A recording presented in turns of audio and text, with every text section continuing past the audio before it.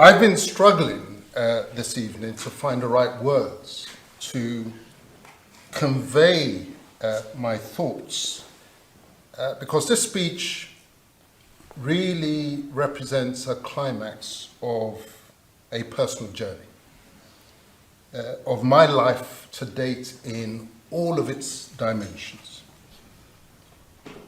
The task has been greater this evening because of this venue.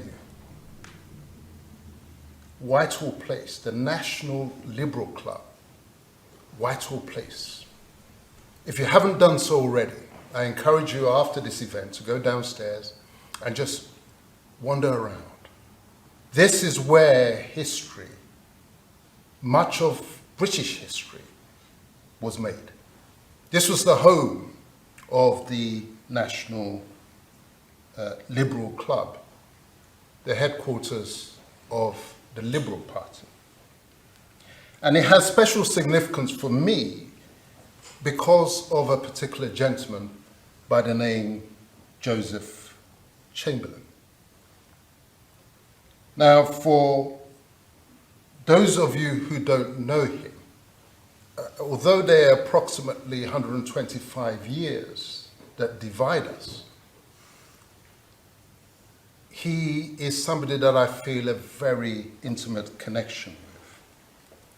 And that was because when I was reading his multi-volume biography, I discovered that he grew up from the age of 10 to the age of 18, playing on the very same playing fields that I played on when I came to this country at the age of 7. The place is Highbury Fields. It is 5 miles from here in Islington. Now, who was Joseph Chamberlain? Some of you may know him as having been the father of the British Prime Minister Neville Chamberlain, the wartime Prime Minister. But he was much more than that. As his biographer put it, he was the prophet and leader of the imperial movement.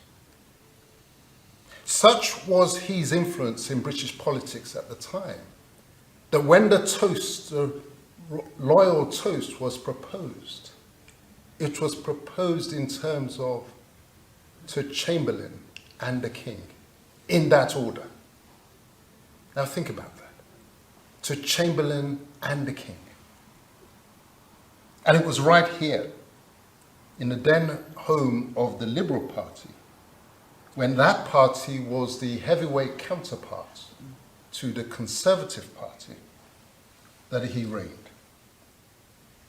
Now, our theme this evening is Nigeria and Britain after Elizabeth. But I think it's necessary for me to say a few things about the period before Elizabeth, for those of you who are not familiar with the Nigeria story, and also the period during Elizabeth's reign. You see, before Elizabeth, it was Queen Victoria who had been the longest reigning monarch of this country. Her reign began in June 1837. This was around the time of the beginning of the project for the making of Nigeria. This was in the wake of the abolition of slavery in 1833. Now, Victoria died on 22nd of January 1901, shortly after Nigeria's first birthday on the 1st of January. Now think about that. 1st of January 1901 was Nigeria's first birthday because it was made in January 1900. Now, strictly speaking, there were 2 Nigerias at that point. There was northern Nigeria, which was predominantly Islamic, and there was southern Nigeria, which was largely Christian. So they existed as separate countries. The Protectorate of Northern Nigeria and the Protectorate of Southern Nigeria. And then separately, there was the colony of Lagos and the Yoruba interland. Now, those of you who don't know the ethnic makeup of Nigeria, it's helpful to remember that there are three big blocks. They're the Yoruba, my people, in the southwest of Nigeria. They're the Igbos, my wife's people, in the southeast of Nigeria. And then they're the Hausa in the north of Nigeria. And you often hear them referred to as Hausa Fulani. Now, it was my friend of yesteryears from Highbury, Joseph Chamberlain, who set the process in motion for the creation of one Nigeria. So by the time he left office in 1903, he had already laid the plans for a series of amalgamations which were going to produce one Nigeria, which was taken from the Israelis' campaign of one nation. That's where the one Nigeria originated from. So first in 1906 came the amalgamation of the colony of Lagos and the Yoruba interland with my wife's peoples in the east, the Protectorate of Southern Nigeria, to form what was then known as the Colony and Protectorate of Southern Nigeria. This was done by the edict of the then king, King Edward VII. Then in 1914 came the big one, the amalgamation of Southern Nigeria, predominantly Christian, with Northern Nigeria, almost wholly Islamic. This was done by the edict of King George V. The next major development was the reversal of the amalgamation of East Southern Nigeria and West Southern Nigeria, i.e. my wife's people and my people. This happened in 1939, April Fool's Day, to be specific, 1939. And this was done by administrative fiat of the Colonial Office. What then happens next in our chronology is the Atlantic Charter of August 1941, which promised self-determination, effectively, to all peoples. Now, the interpretation of that charter that was adopted by the Colonial Office, however, was simply to bring the subject peoples to self-rule under the British Crown. This is the point at which Elizabeth Regina comes onto the stage. She took the throne on the 6th of February 1952 at the tender age of 25. The campaign for independence was already approaching its climax at that very point. The first sitting of the Nigerian House of Representatives had taken place just days before her elevation to the throne on 29th of January 1952. So the beginning of Elizabeth's reign actually coincides with Nigeria's experiment with democracy. The first sitting of the House of Representatives, 29th of January 1952, and Queen Elizabeth emerges onto the throne in February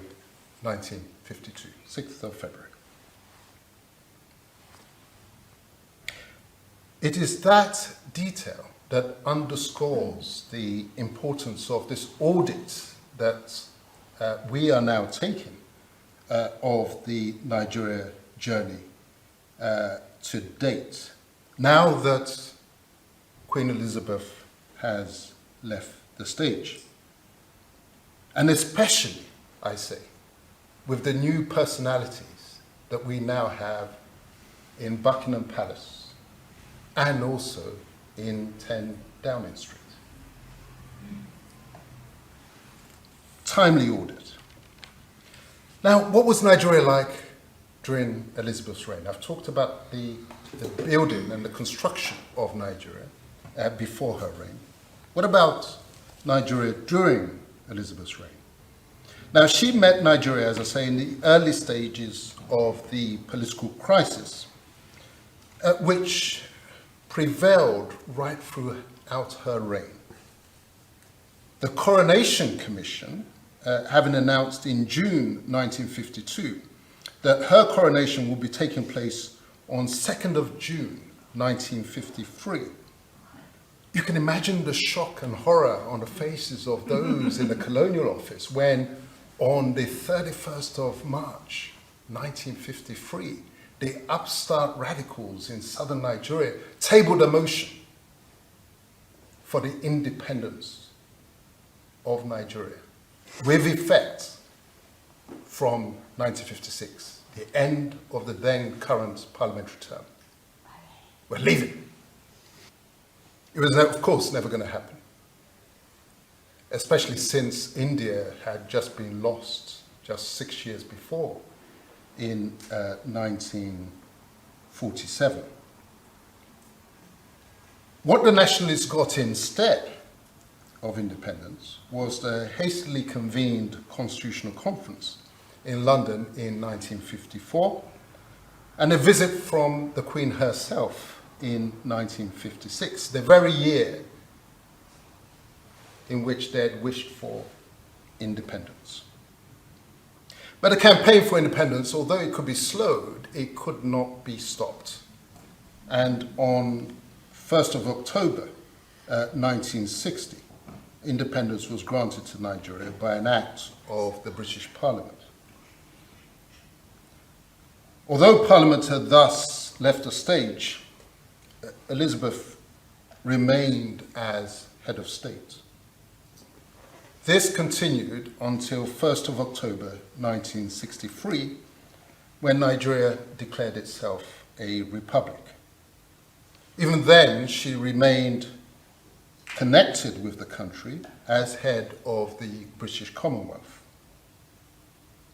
It was in February 1965 that Major General Welby Everard was replaced as Commander-in-Chief of the Nigerian Army. His successor, Thomas Agui Ironsi, had been the Queen's equerry during her Nigerian tour in 1956. 11 months later, on 15th of January 1966, came the first military coup, which saw Ironsi become Nigeria's first military ruler, following the assassination of Prime Minister Balewa. The political horror show was only just about to begin. The first round of pogroms in the north against my wife's Igbo peoples occurred on the 29th of May, 1966. The second round occurred on the 29th of July, 1966, as part of the counter-coup in which Ironsi was murdered and replaced by General Yakubu Gowon. The third and bloodiest round of pogroms against the Igbos in the north occurred on the 29th of September 1966. You notice the coincidence of dates. 29th of May, 29th of July, 29th of September. A mass exodus of Igbos in the north to eastern Nigeria followed. As I was saying, peace talks in Aburi, Ghana in January 1967 produced what was then known as the Aburi Accord, by which all parties committed to a more federal arrangement, with each region having military control of its own area. When that compromise was reneged upon by the Gowon government, which instead announced the division of Nigeria into 12 states, the independent state of Biafra was declared on the 29th/30th of May 1967. Now you may wonder, how is a declaration made on the 29th/30th? Is because it happened at 2 a.m. on the 29th. And from my earlier submissions, you remember the dates, the 29th of May, the first round of pogroms, the second round, 29th of July, and the third round, 29th of September. So we then had this mysterious declaration of the state of Biafra at 2 a.m. on the 29th of May 1967. The war, which began in July 1967, ended with the unconditional surrender of the Biafrans on 15th of January 1970. It was a brutal war in which figures in the range of 3 million Igbos are reported to have died through a combination of bombs, bullets, and starvation. Since the end of that war, Nigeria has been moving from one political crisis to another, with military rule alternating with civilian rule. It was only as head of the Commonwealth Heads of Government meeting in December 2003 that Queen Elizabeth paid her one and only other visit to Nigeria during her reign. One can thus see that Nigeria's experiment with democracy in Elizabeth's time has been a story of much bloodshed and tribulation. What then of the outlook for Nigeria and Britain after Elizabeth? As we speak, the country is preparing for a winner-takes-all presidential election in February 2023. The three main candidates seem to me to be three flavors of the very same ice cream. All three, Bola Tinubu from the southwest, Peter Obi from the southeast, and Abubakar Atiku from the north, are billionaires. All have accounting stroke trading backgrounds. None brings to the table any new thinking on the underpinning constitutional problem. This is troubling at a time when, more than ever before, Nigerians understand that Nigeria is operating without a constitution. It is simply held together through the barrel of General Buhari's guns. Last week, on the 20th of October, we marked the second anniversary of the Lekki massacre of young Nigerians who were singing the national anthem. The currency, the naira, is in free fall, and the exodus of the young and talented is growing. What then can we expect in the relationship between Nigeria and Britain after Elizabeth? Here I think we must be guided by history. I turn first to words spoken by the Secretary of State for the Colonies Oliver Lyttelton, Lord Chandos, as he was otherwise known, on the 21st of May, 1953, during the emergency debates on Nigeria's constitutional future, roughly a week before Queen Elizabeth's coronation. This is what he said.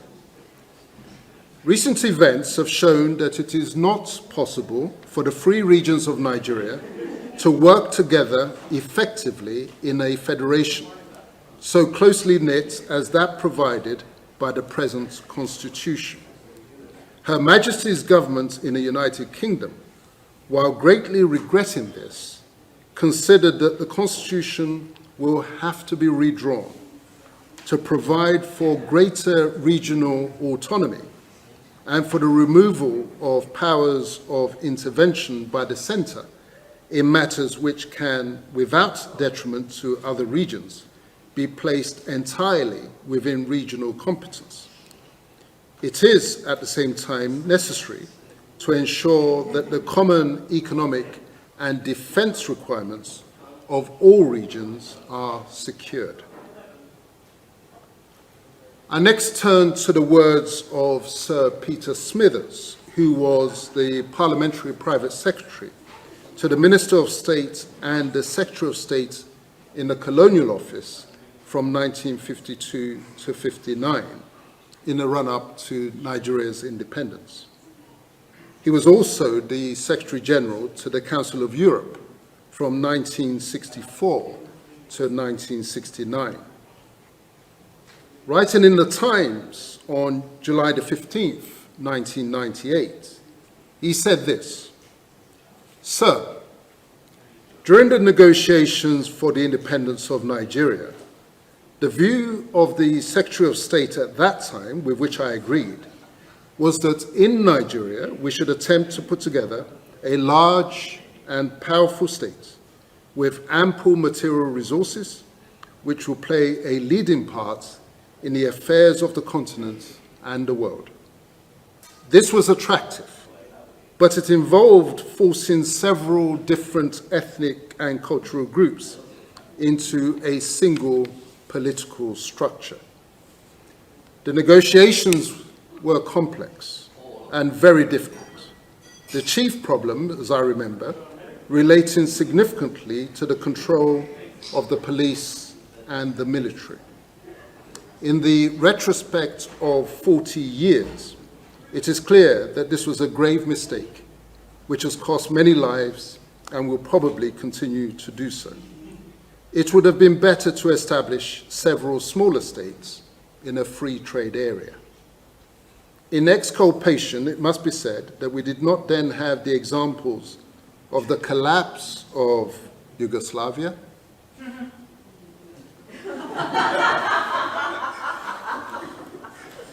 I knew Princess Katerina will respond to that. We did not have the examples of the collapse of Yugoslavia and of the Soviet Union before our eyes.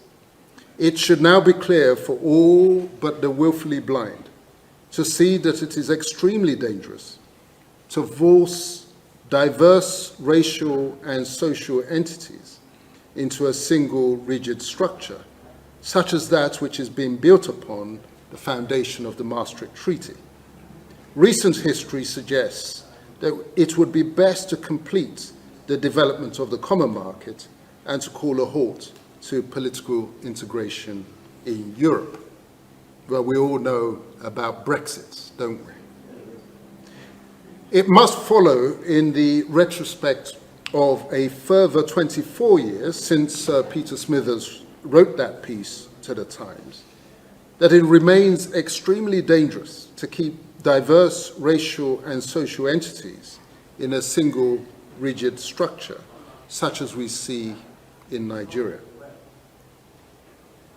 When we remember that one of the claims made to justify the original British colonization project was to put a stop to the practice of human sacrifice by despotic rulers, it is a tragic irony to observe that more Nigerian lives have been sacrificed since the push for one Nigeria was started by my friend Chamberlain in 1900 than those despotic rulers could ever have taken. And as Sir Peter Smithers warned, more will continue to be sacrificed as long as this remains the agenda. What then is to be done?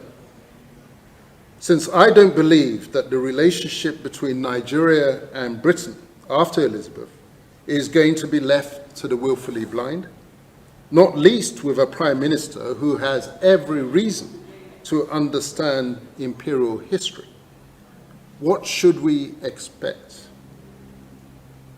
The answer takes us back to the times of our friend, Joseph Chamberlain. It was Prime Minister William Gladstone's policy of Home Rule for Ireland, meaning a separate parliament with full powers to deal with Irish affairs, which led to Chamberlain's resignation from the Liberal Party on the 27th of March, 1886. He viewed Home Rule for Ireland as the weakening of Parliament's control over the United Kingdom. Gladstone's speech in the debate on the Irish Home Rule Bill makes interesting reading in relation to the political situation in today's Nigeria. This is what he said. I wish now to refer to another matter. I hear constantly use the terms unionists and separatists. But what I want to know is, who are the unionists? I want to know, who are the separatists? In Nigeria, in the current time, the equivalent labels are one Nigerianists and secessionists. Gladstone continued, but we believe, as proved by history, that where there are those disturbed relations between countries associated but not incorporated, the true principle is to make ample provision for local independence, subject to imperial unity. These are propositions of the greatest interest and importance. Gentlemen speak of tightening the ties between England and Ireland as if tightening the tie were always the means to be adopted. Tightening the tie is frequently the means of making it burst, whilst relaxing the tie is very frequently the way to provide for its durability and to enable it to stand a stronger strain. So it is true that the separation of legislatures is often the union of countries, and the union of legislatures is often the severance of countries. So the choice that will shape the relationship between Britain and Nigeria after Elizabeth is the one between the union of legislators and the severance of the ethnic groups which were thrown together to make one Nigeria, or the separation of legislators for the continued union of these groups. The bitter harvest from Nigeria's experiments with democracy during the reign of Elizabeth, coupled with the clear warnings from the Secretary of State for the Colonies in 1953, as repeated by his parliamentary private secretary in 1998, and with the greater level of awareness through social media by a new generation of Nigerians of their history, and perhaps most importantly, with the new man down the road at 10 Downing Street, I am confident that my prediction that the road ahead is more in line with Gladstone's Home Rule Bill for Ireland and a firm rejection of the One Nigeria template created by that arch-imperialist from my Highbury neighbourhood, Joseph Chamberlain. Let me conclude these remarks by sharing with you what the new Nigeria will look like. I turn to the French philosopher Rousseau, 18th century, who defined the challenge as follows. The problem is to find a form of association which will defend and protect with the whole common force the person and good of each associate, and in which each, while uniting himself with all, may still obey himself alone and remain as free as before. This is the fundamental problem which the social contract provides the solution for. I ask for Rousseau's words in relation to Nigeria to be imagined as the Orange Union, in contradistinction to the Union of the Apple. When you peel the skin of the orange, you will see the segments sitting comfortably side by side, together making the composite whole. Whereas where you peel the skin of the apple, you will see the indistinguishable mass. That Orange Union, in which the ethnic groups uniting to make the whole in association, but in which, an association in which they may still obey their own priorities and remain as free as before. I conclude by inviting us to proclaim loudly, the Queen is dead.